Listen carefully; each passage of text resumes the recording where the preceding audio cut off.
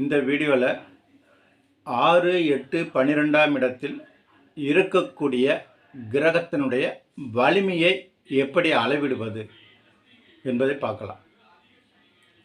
பொதுவாக பார்த்தீங்கன்னா ஒரு கிரகம் 6, 8, 12இல் மறைந்தால் அந்த கிரகம் வலிமை குறைந்து விடுகிறது. அப்படி குறையக்கூடிய அந்த கிரகம் தன்னுடைய ஆதிபத்தியத்தையும் காரகத்துவத்தையும் செய்யும் வலிமை அதனிடம் எந்த அளவுக்கு இருக்கும் என்பதை தெரிந்து கொள்வது தான் இந்த வீடியோவின் நோக்கம். இப்போ பார்த்தீங்கன்னா ஒரு கிரகம் 6, 8, 12இல் மறைந்தாலும் அந்த கிரகம் உச்சமாகவோ மூலத்திரிகோணமாகவோ ஆட்சி நிலையிலோ இருக்கும்போது அந்த கிரகம் தன்னுடைய ஆதிபத்திய காரகத்துவத்தை செய்யும் வலிமையோடையே இருக்கும்.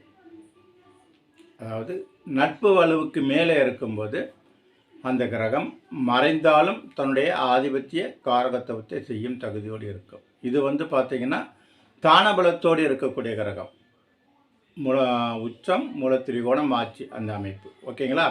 முதலாவது அமைப்பு இது. இரண்டாவது அமைப்பு என்னன்னு பார்த்தீங்கன்னா திக்பலமாக இருந்தாலோ அல்லது திக்பலத்துக்கு அருகில் இருக்கும்போது, அதாவது 6, 8, 12இல் மறையக்கூடிய கிரகம் திக்பலத்தில் இருக்காது.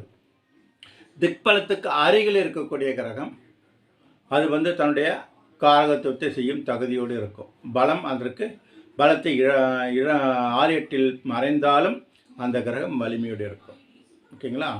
அதாவது திக்பலத்தோடு இருக்கக்கூடிய கிரகம் திக்பலத்துக்கு அருகில் இருக்கக்கூடிய கிரகம் வலிமையாக இருக்கும்.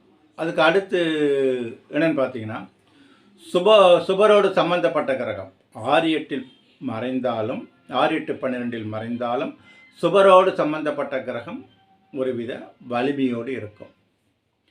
அதுக்கு அடுத்து பார்த்தீங்கன்னா ஒரு கிரகம் 6, 8, 12இல் மறைந்தாலும் அந்த மறைந்த வீட்டின் அதிபதி தானபலத்தோடு இருக்கும்போது, ஆட்சி உச்சம் மூலத்திரிகோண அமைப்பில் இருக்கும்போது அந்த கிரகம் வலிமையாக செயல்படும். ஓகேங்களா? அடுத்து பார்த்தீங்கன்னா ஒரு கிரகம் 6, 8, 12இல் மறைந்தாலும் பரிவர்த்தனை அடையும் போது அந்த கிரகம் வலிமையோடு தான் செயல்படும்.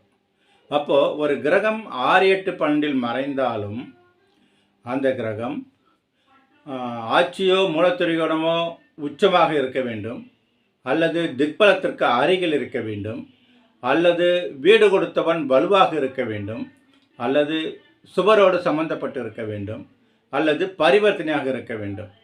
இந்த அமைப்பில் ஏதாவது ஒன்று இருந்தாலே